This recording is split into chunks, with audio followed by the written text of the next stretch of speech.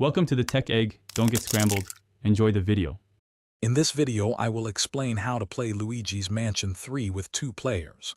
First, ensure you've progressed past the initial tutorial and rescued Professor Gad, as this unlocks Gooigi. Once Gooigi is available, you can activate 2-player mode.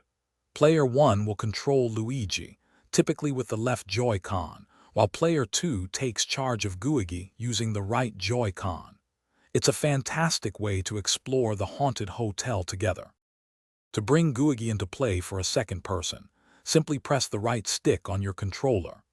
This action summons Gooigi and brings up a small menu allowing you to assign control. If a second controller is connected and recognized by the switch, the game will prompt you to select which player controls which character. It's a seamless transition, letting you jump right into the action with a friend. Playing with 2 players opens up many strategic possibilities. Gooigi can pass through obstacles like spikes and grates that Luigi cannot, allowing access to hidden areas and items. Both Luigi and Gooigi can vacuum ghosts at the same time, making battles much quicker and more efficient.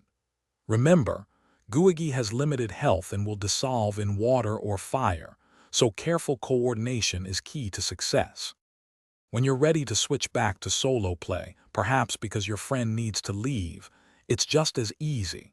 Simply press the right stick on your controller again. This will dismiss Gooigi, and control will revert solely to Luigi.